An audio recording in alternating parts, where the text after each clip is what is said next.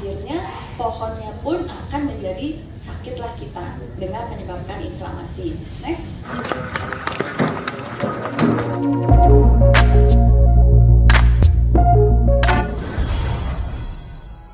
Semua ini jadi kalem, deg-degannya berkurang, sakit perutnya berkurang, tapi kontrol. Kita harus di state of mind yang calming. Next. Paling gampang untuk menstimulasi nervus vagus tadi itu dengan nafas. Karena pada saat kita nafas, kita menstimulasi si nervus vagus tadi sehingga parasimpatetik kita nggak usah kemana-mana, kita bisa nafas kapan aja. Saat ini pun kita bisa nafas nih, sambil dengerin aku ngomong bisa nafas, sambil macet di jalan pulang nanti bisa nafas.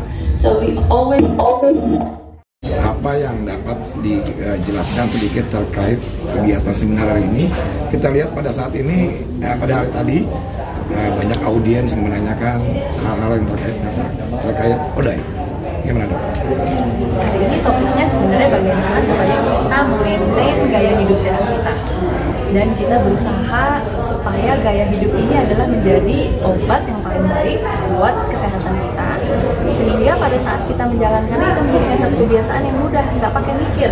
Bagaimana kita cari makanan yang baik, bagaimana kita mengunyahnya, bagaimana kita untuk selalu aktif, nggak selalu mengandalkan convenience ya, kayak remote control, wifi, itu kan sebenarnya convenience yang sebenarnya secara teknologi sangat membantu kita sehari-hari, tapi sebenarnya nggak terlalu membantu kesehatan kita di jangka panjang. Jadi saat ini adalah bagaimana kita meningkatkan pengetahuan supaya sebenarnya untuk hidup saat itu nggak susah, nggak perlu dijadikan susah. Kita kembali ke naturnya kita, bahwa kita kalau makan harus dikunyah, nggak buru-buru.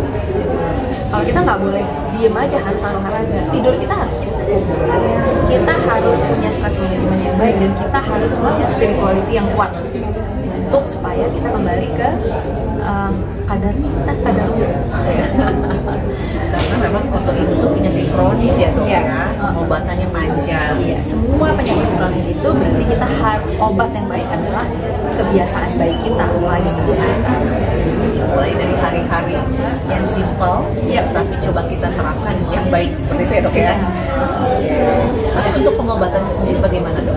Tetap harus berjalan atau ini berdiri sendiri atau seiring sejalan dengan pengobatan sendiri di medis? Yang namanya pengobatan itu selalu diperlukan pada saat penyakit kita. Jadi dan yang namanya obat adalah untuk yang takut, tidak pernah ada obat yang dijadikan untuk prevensi ya. Ya mungkin ada beberapa kondisi tertentu misalnya kita jadikan untuk pencegahan, tapi setiap obat itu akan mengandung sesuatu dari dalam badan kita. Seperti yang tadi saya bilang ya, bahwa kalau kita minum obat darah tinggi, B kompleks kita, B1 kita akan diambil. Kalau kita minum metformin misalnya, obat diabetes yang cukup aman, itu kan B12 kita diambil, folat kita diambil. Jadi kalau kita mengambil dengan jangka panjang, kita harus aware bahwa bagaimana cara kita menggantikan yang diambil sama si obat kita tadi. Apakah makannya harus lebih banyak yang mengandung vitamin B? Ya. Jadi memang pengobatan jangka panjang tadi ya dok ya. Yang namanya obat, ya itu kita kembali ke, karena semua pasien autoimun pasti punya dokter autoimun kan. Betul. Dan beliau-beliau itulah yang akan melihat langsung klinisnya perlu obat apa ini. Kita kan kita ingatkan bahwa take that medicine, tapi ingat bahwa ada sesuatu dari badan kamu yang akan diambil dengan obat ini. Bagaimana cara mengantisipasinya supaya sebelum diambil kita replace dari luar. Jadi biar harus beriringan ya dok ya. Jalannya kan remisi, dan remisi yang panjang. Dokter, tadi udah singgung terkait makanan, termasuk salah satunya gluten untuk limit ya. Oke, di situ bagaimana cara meminimalisir? Nggak tahu dokter katakan tadi agak sulit untuk itu menghindari. Bagaimana dok? Sebisa mungkin berarti memang makanan yang whole food tadi. Kalau makanan whole food artinya sayur, buah yang kita proses dengan minimal, tumis misalnya, atau dimakan mentah apabila kita bisa makan mentah. Kalau kita sebisa mungkin makanan yang whole food, mau nggak mau yang gluten pasti kita kurang. Yang gluten itu kan adanya di roti, di mie, di pizza, terus kecap, bukan whole food. Jadi kalau kita cari makanan yang memang di luar convenience tadi yang susah dibikinnya sebenarnya mungkin ya. Sebenarnya nggak susah, tapi karena kita terbiasa dengan kenyamanan untuk kembali ke yang sebenarnya nggak susah itu, ya kenapa mesti kembali itu kan lebih nyaman gitu kan. Itu dulu mindset itu yang harus kita kendalikan, karena mindset itu sebagai stage 1 dari semua penyakit. Bagaimana kita memilih lifestyle yang baik atau yang sehat dari mindset kita. Yang simpel tadi berarti rantai makanan boleh dibilang ya dok, yang sependek mungkin. Sependek mungkin, selokal mungkin. Jadi sebenarnya kalau kita cari makanan impor itu mungkin proses kami makanan lokal, transfernya ya, transportnya, proses pengeretannya, packagingnya itu kan. Jadi harus hati-hati untuk makanan yang sebetulnya simpel, tapi justru prosesnya panjang. Jadi artinya makanan tradisional itu mungkin banyak memenuhi syarat ya dok ya? Tergantung ya, misalnya apa? Kalau rujak bisa ya gitu. Buah-buahan dong. Buahnya oke, tapi bumbu rujak itu pure sugar tuh. Itu juga. Belum ada macam-macam operasi. Nasi Padang tradisional harus kita juga, tapi bukan tidak sehat.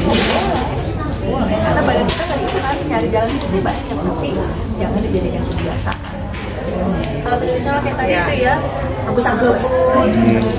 Apa tadi tuh kita Ganyong ya, yang rebus itu ubi. Oke. Tapi ingat, setiap orang tetap ada beda-bedanya. Kadang-kadang ada yang nggak bisa makan ubi. Betul. Jadi alerginya juga dia sudah orang berbeda ya. Sensitifnya. Tiap orang tidak semua orang misalkan bagus dengan ubi. ya. Paling melihat Dokter tadi dibicarakan tentang perbedaan kategori usia. Perbedaan tadi kan disinggung terkait perbedaan kategori usia, bisa pengaruh nggak dok? Untuk apa? Untuk tadi makanan ya, khususnya makanan macam yang produk-produk itu dok. Dengan usia, naturali kalau kita makin tua berarti kan semua fungsi badan kita akan makin berkurang ya. Berarti kemampuan kita mencerna makanan juga makin berkurang. Tapi kalau kita tahu bahwa dengan kita makin tua terus kita susah mencerna makanan, berarti apa nih? Misalnya yang kesalahan yang sering terjadi, mungkin bukan kesalahan ya, tapi salah kaprahnya. Kalau kita orang tua kita sakit mah, suka dikasih obat sakit mah. Keluhannya sakit mah nih, tapi sebenarnya dia sakit mah karena dia tidak bisa mencerna makanannya. Jadi harusnya dia tidak dikasih obat sakit mah, karena obat sakit mah itu akan membuat produksi asam lambung dia berkurang. Sedangkan pada orang tua nggak usah dikasih itu kan berkurang pasti. Sehingga kalau dia makan dia tidak bisa mencerna sehingga perutnya sakit. Jadi kalau pada orang tua kita harus kasihnya enzim. Jadi perbedaan usia sih iya ya, tapi kebutuhan nutrisi itu sebenarnya sama. Kalau karena kan kita nggak mau punya istilah yang namanya juga udah tua, wajar aja dia nggak bisa begini nggak begitu, kita nggak mau. Kita maunya umurnya tetap tua, tapi kayak yang tadi baca tuh umurnya 100 lagi lari Guinness Book of Record dia 100 meter juga, kan maunya kita kan kayak gitu.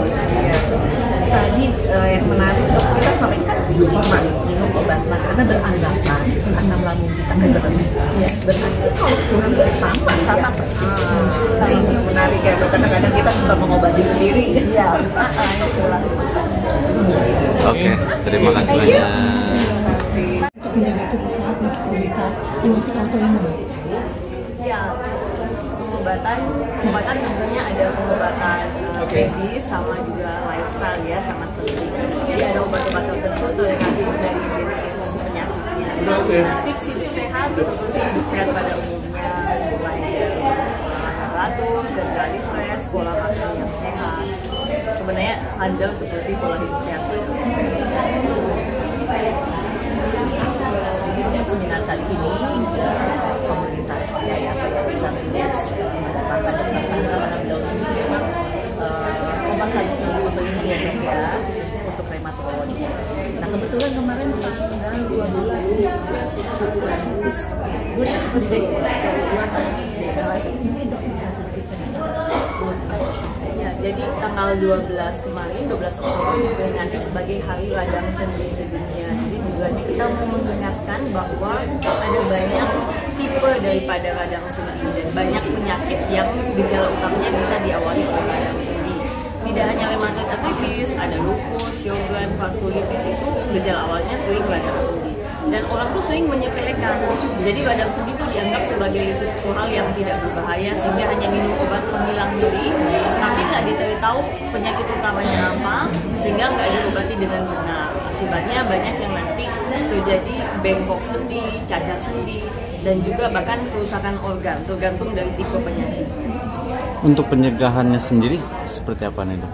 Pencegahan mungkin tidak begitu mudah ya, karena kita tahu pasti bahwa rata-rata penyakit rematik autoimun ini kita nggak tahu penyebab pastinya. Nah, penyebabnya itu ada unsur genetik yang berperan, kemudian ada faktor lingkungan yang mencetuskan. Unsur genetik kita tidak bisa ubah, namun ada yang bisa kita lakukan untuk memodifikasi faktor lingkungan itu. Misalnya jangan merokok, menjaga kesehatan mulut tadi itu juga penting, jaga supaya tidak kekurangan vitamin D, kemudian pola diet yang sehat, kendalikan stres. Nah, itu usaha-usaha kita yang bisa lakukan untuk mencegah. Biasanya penyakit itu di sekitar usia berapa? Jadi penyakit rematik autoimun ini tergantung jenis penyakitnya, bisa menyerang semua kelompok usia. Bahkan ada yang bisa menyerang anak-anak ya, yang disebut dengan juvenile idiopathic arthritis. Nah, penyakit yang lain tergantung jenis penyakitnya. Misalnya kalau lupus ini dominannya mulai awal sakitnya di usia 20-an. Tapi semua bisa terkena, bahkan pada usia 2 juga bisa. Kalau ankylosing spondylitis umumnya terjadi pada usia juga 20-an sampai dengan 30-an dan dominannya pada laki-laki. Kalau lupus tadi dominannya pada wanita. Jadi semua usia bisa terkena. Selain pencegahan tadi gitu kan, ada obat-obat khusus yang harus? Ada obatnya tergantung dari jenis penyakit. Jadi setiap penyakit itu ada metode pengobatannya yang sudah terbukti secara ilmiah. Memang untuk mencapai kondisi stabil. Tujuannya itu supaya penyakitnya stabil dan komplikasinya bisa dicegah. Komplikasinya mulai dari cacat sendi dan kerusakan organ. Untuk gejalanya sendiri mungkin sudah matang bagian awal apa aja sih? Ya, jadi ini sangat tergantung dari tipe jenis penyakitnya ya. Jadi tiap jenis penyakit rematik autoimun punya gejala yang mungkin tidak begitu sama.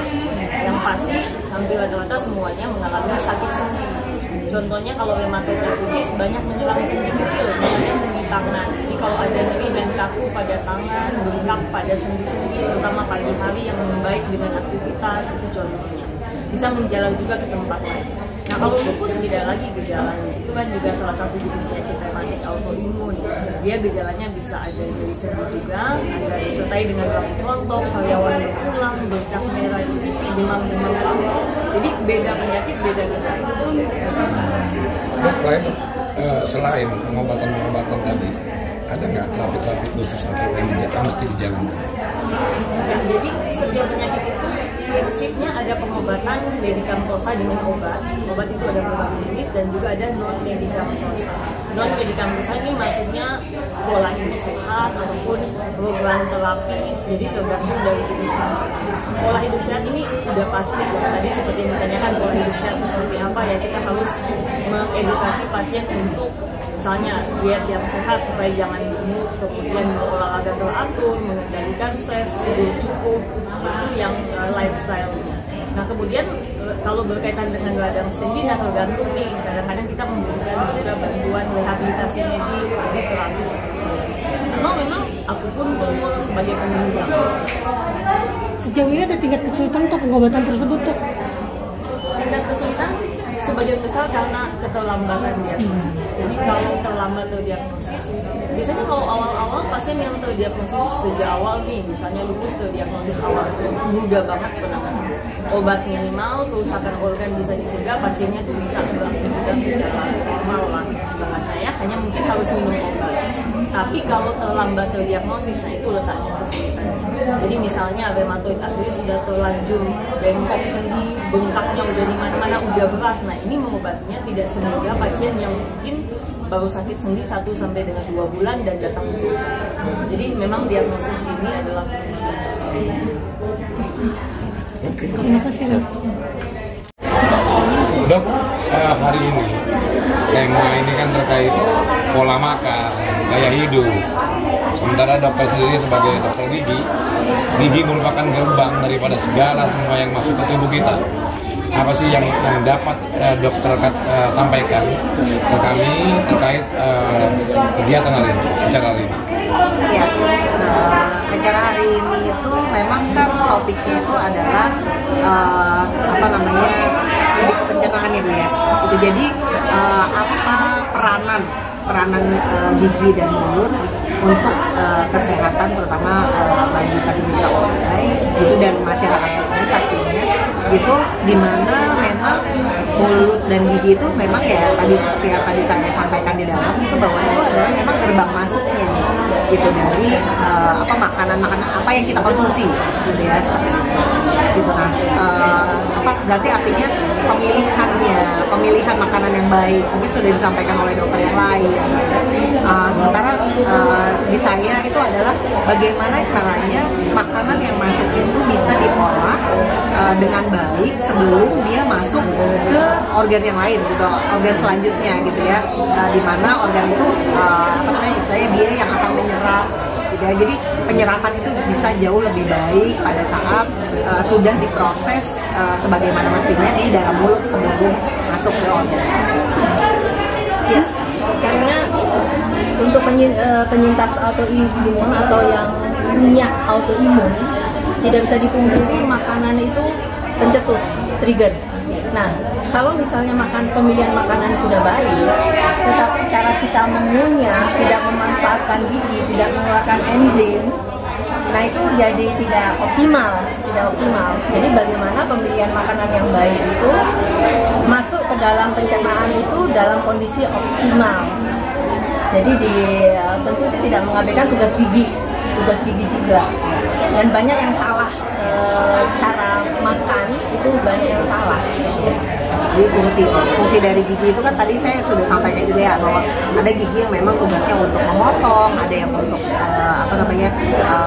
menarik, gitu, ada yang untuk mengunyah. Jadi pada saat dia tidak terpotong dengan baik, tidak tersobek dengan baik, tidak terkunyah dengan baik, otomatis berarti beban yang akan ditanggung oleh organ berikutnya menjadi tambah berat gitu lah. Padahal mungkin di area-area itu dia harusnya sudah terasumsi gitu ya, seperti itu. Jadi nggak dapat gitu ininya fungsinya gitu. Makanya tadi saya juga sampaikan bahwa saya gigi yang memang berlubang ayo ditambal, yang banyak karang giginya ayo dibersihkan, terus yang giginya ompong ayo dikasih gitu giginya gitu, seperti itu. Yang nggak rapi ya dirapiin gitu, supaya semuanya bisa jadi sesuai dengan fungsinya masing-masing.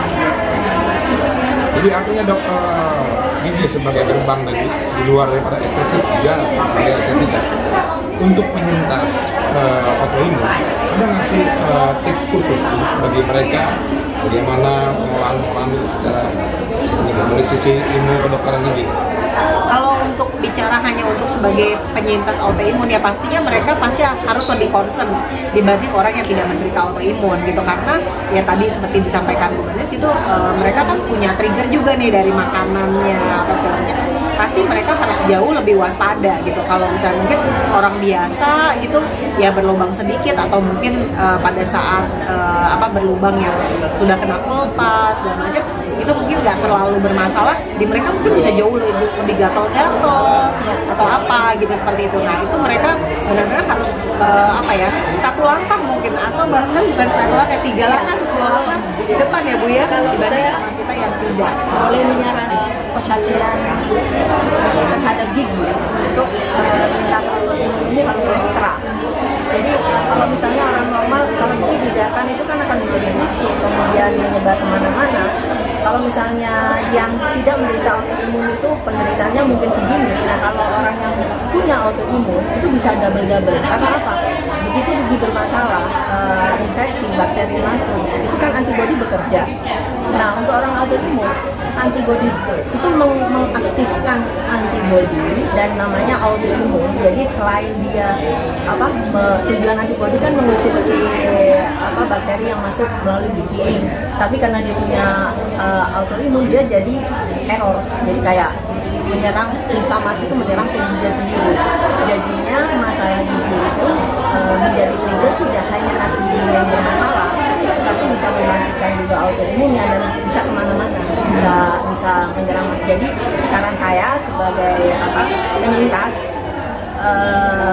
tidak perlu menunggu gigi sakit. Jadi preventif itu jauh lebih baik. 6 bulan sekali kunjungi dokter, karena kadang-kadang ada sakit di gelombang di gigi dan kita tidak merasakan itu. Sebaiknya itu langsung ditindaklanjuti, langsung ditambah. Jadi untuk menghindari mikroorganisme atau apa yang masuk melalui gigi dan berefek berdampak yang lebih berbahaya lagi. Dan kewaspadaan mereka itu juga jauh harus lebih tinggi. Karena apa? Karena kan mereka mengkonsumsi obat setiap hari. Obat-obat itu ada yang memang berdampak, misalnya air liur menjadi lebih sedikit gitu, jadi rongga mungkin jadi lebih kering, otomatis itu mungkin menyebabkan bau mulutnya jadi lebih mudah terbentuk gitu, seperti itu. Terus juga mungkin karena konsumsi obat-obatan tertentu sehingga giginya menjadi lebih rapuh dibanding kita yang normal yang tidak mengkonsumsi obat-obatan tertentu gitu ya, makanan-makanan tertentu. Terus juga itu daya tahan tubuhnya yang rendah gitu ya, jadi yang mungkin terkena bakteri atau virus atau apa yang sedikit saja gitu, itu bisa memancing jauh lebih hebat gitu, mungkin dari perdarahan, karena mereka nggak ada apa-apa aja mereka bisa terjadi perdarahan gitu kan. Nah, apalagi dengan kondisi ini. Nah, dimana kalau misalnya kondisi mulutnya kurang baik gitu ya, seperti itu pasti akan jauh lebih lebih jelek gitu kondisinya. Faktor risiko tersebut dan pencegahan seperti apa, Bu? Pencegahannya ya tadi seperti yang disampaikan, preventif pastinya gitu. Kalau misalnya mungkin kalau orang biasa gitu, tadi kan saya sarankan 6 bulan sekali datang. Nah, mereka mungkin nggak bisa gitu. Tadi kan saya juga sampaikan nih, orang-orang yang mungkin karang giginya banyak awalnya gitu ya, mereka karena gusinya udah turun, tulangnya sudah repot gitu ya, mereka harus lebih cepat lagi gitu, mungkin 3 bulan sekali atau sekedar memantau aja, gitu ya. Sama lah gitu seperti orangnya sakit banyak, kalau misalnya memang mereka harus lebih fokus gitu, supaya nggak relax.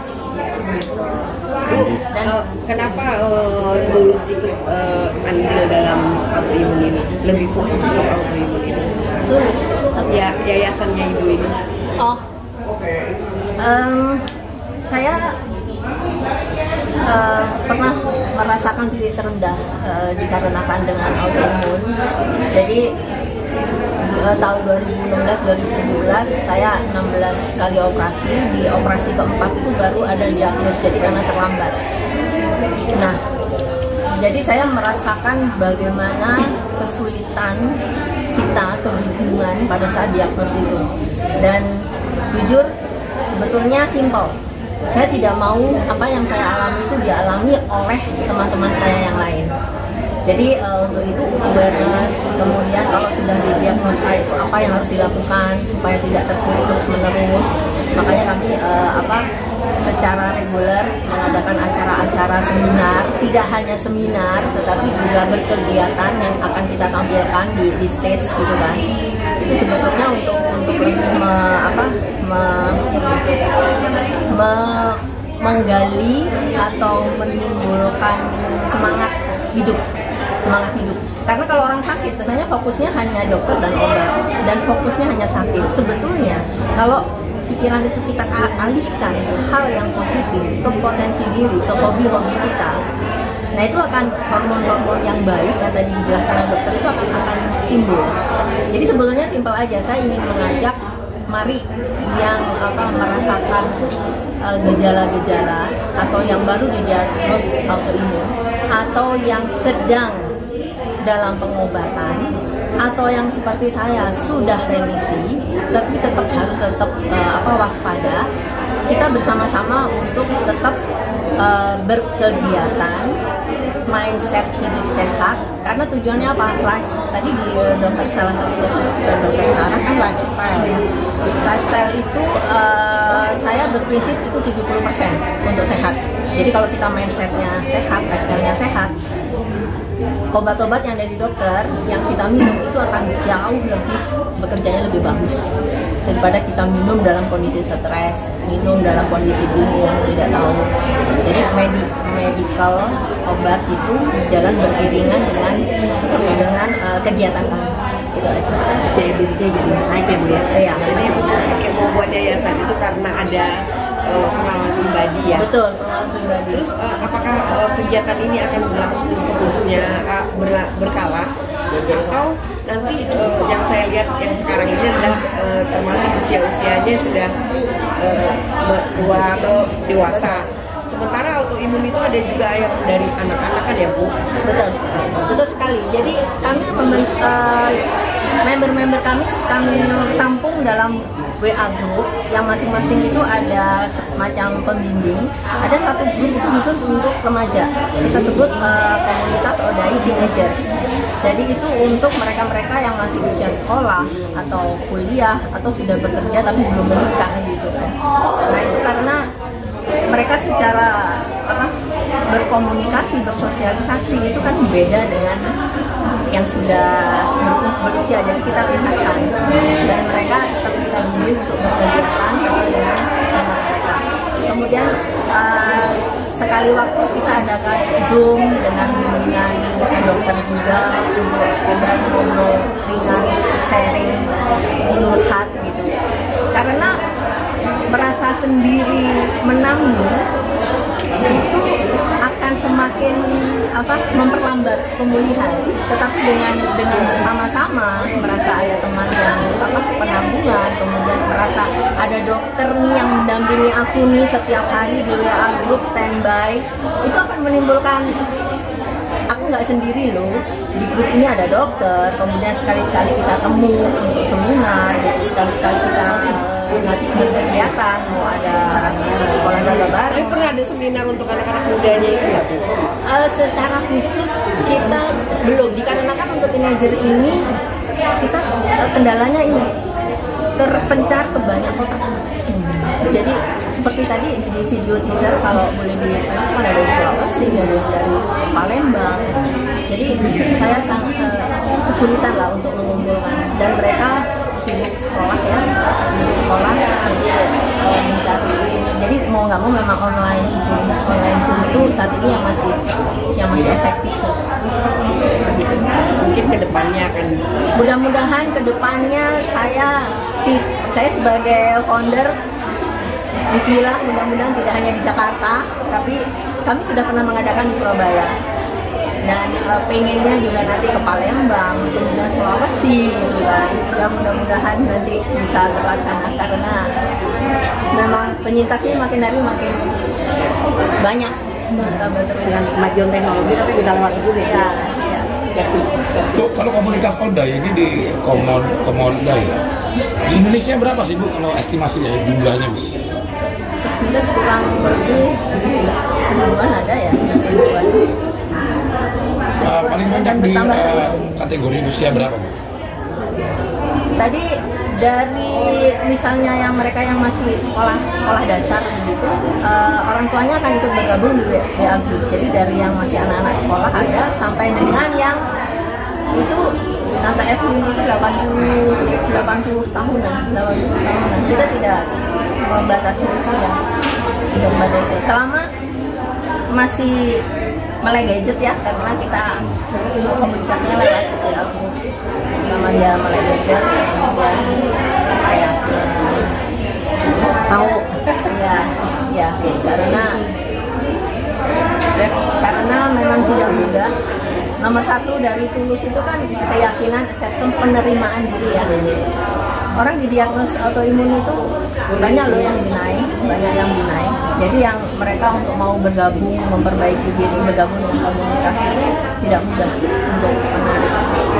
Saya beberapa kali dihubungi, ini kena autoimun bisa nggak bergabung? Tapi kalau dari dirinya sendiri tidak ada tingkat penerimaan, acceptance bahwa oh ya aku punya autoimun, aku butuh ini itu agak sulit. Karena itu caregiver, fungsi caregiver itu bisa orang tua, bisa suami, bisa kakak, bisa adik, itu akan sangat membantu.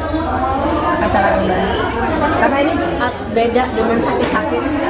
Saya tidak menspesialisasikan autoimun ya, karena dia itu hormonnya itu sangat berpengaruh. Jadi seperti misalnya dia nanti overthinking, baperan, idealis, perfeksionis gitu.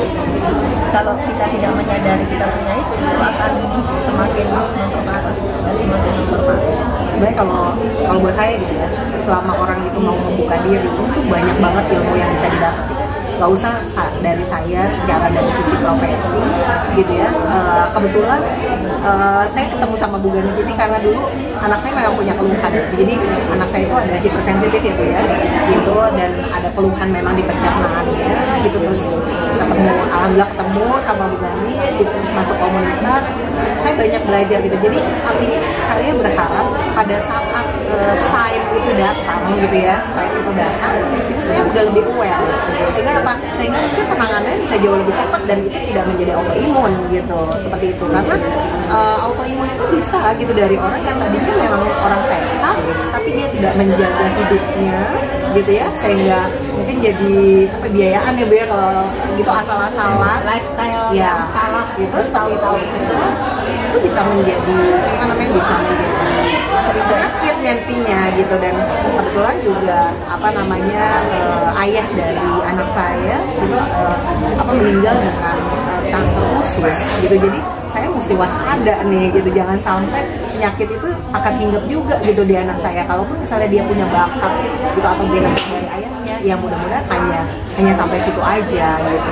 Jadi makasih banget gitu ya udah ada komunitas ini gitu. Ya alhamdulillah Allah masih perkenankan saya tidak menjadi salah satu dari yang harus mengalami ya gitu, tapi jadi ini adalah bagian dari terima kasih saya gitu ya, sudah beliau caregiver dari anaknya yang jadi anak saya 2, itu suami saya kebetulan yang pertama meninggal karena kanker usus gitu, dan anak saya yang pertama itu juga punya masalah dengan pencernaan, jadi buang airnya mungkin nggak teratur ya, jadi seperti itu. Terus dapat lagi anak kedua gitu, bisa yang muntah nggak jelas gitu, seperti itu gitu. Jadi saya ya karena saya punya pengalaman mengalami orang yang memang punya penyakit dengan pencernaan, saya jadi gimana ya gitu, jangan sampai deh gitu, kayaknya stresnya belum hilang gitu, traumanya belum hilang, jangan sampai muncul lagi nih gitu. Suges Bu ya? Ya? Suges, bukan suges juga sih, ya waspada ya kayaknya Bu ya gitu. Karena kan ya kita kan orang yang tahu akan ilmunya gitu ya, jadi mungkin lebih bisa terima, dan ya itu nanti kesiapan kita sih. Karena ya tadi seperti ini gitu, kadang-kadang itu datangnya penolakan itu dari diri kita gitu, kita nggak mau gitu disebut autoimun, kita nggak terima gitu kita autoimun, tapi gimana gitu loh, mau nggak mau kan mesti dijalanin, mau nggak mau mesti diobatin, karena kalau nggak nanti jadi kacau banget. Bu, bagaimana terakhir ya saran-saran kepada teman-teman atau ibu-ibu atau remaja yang kena autoimun? Jadi apabila kita merasakan sesuatu yang nggak beres dalam tubuh kita, kemudian kita sudah berobat, contoh ya, saya misalnya, contoh saya sendiri deh di SK, karena perempuan itu sering banget infeksi saluran kencingnya. Nah kalau kita sudah obati ke dokter urolog tapi nggak sembuh-sembuh, kasih obat nggak sembuh-sembuh, nah itu satu. Yang kedua, contoh gatal, kita sudah ke dokter kulit gitu kan, sudah ke spesialis kulit dan kelamin, dikasih salep, kasih obat, masih aja merah-merah gatal. Terus kadang-kadang hilang timbul, yang kitanya juga bingung, itu harus diubah. Jadi intinya kalau kita menderita sesuatu yang ada yang nggak beres dan kita sudah berobat ke yang menurut kita itu sesuai dengan spesialisasinya, tapi seperti nggak sembuh-sembuh, nah itu isi konsultasi lebih dalam lagi, ada kecurigaan dan untuk menghindari supaya kita tidak kena autoimun, mulai sekarang lifestyle sehat. Jadi kalau misalnya contoh nih, di Indonesia minuman botol dengan kadar sugar yang sangat tinggi itu dijual bebas. Padahal kalau kita lihat di Jepang di mana itu dibatasi. Gula itu pemicu inflamasi nomor 1. Orang-orang sering nyalain kolesterol, sering nyalain ini, tapi mereka lupa gula.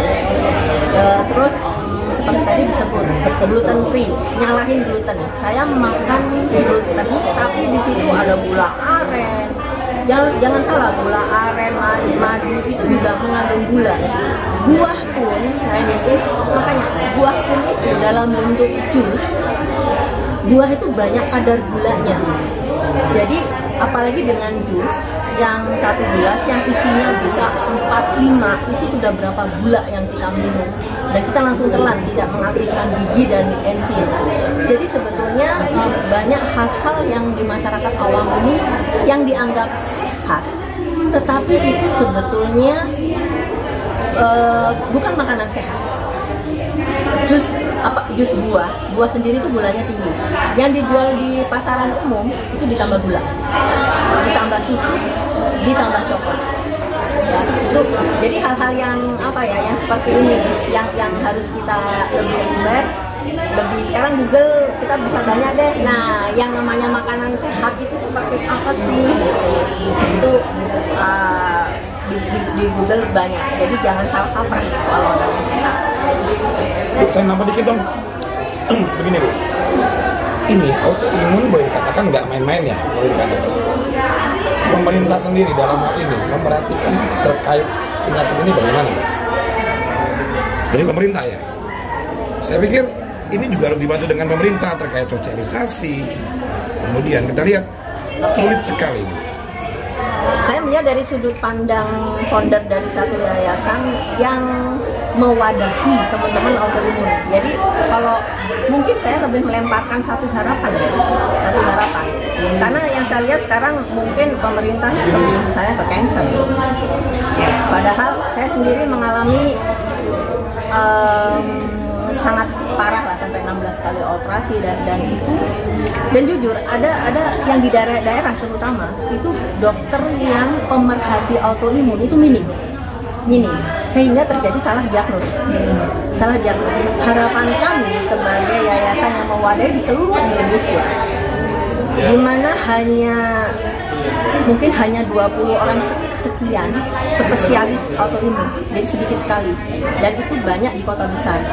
Paling tidak pemerintah itu mewadahi transfer knowledge dokter spesialisasi pemerhati autoimun kepada dokter-dokter umum di daerah sebagai gerbang pertama pengobatan di daerah dengan pengetahuan autoimun, sehingga kesalahan diagnosa atau kebingungan, karena begitu di Indonesia ya, begitu kita berobat pasti obat, kita bertemu dokter pasti dikasih resep dan pasti kita minum obat. Nah, diharapkan itu obatnya ini tepat sasaran. Itu harapan kami jadi pemerintah, kami berharap untuk secara masif untuk mungkin entah itu seminar atau sertifikasi autoimun untuk dokter-dokter umum, supaya dokter umum pemerhati autoimun ini semakin banyak di Indonesia dan sampai ke pelosok-pelosok.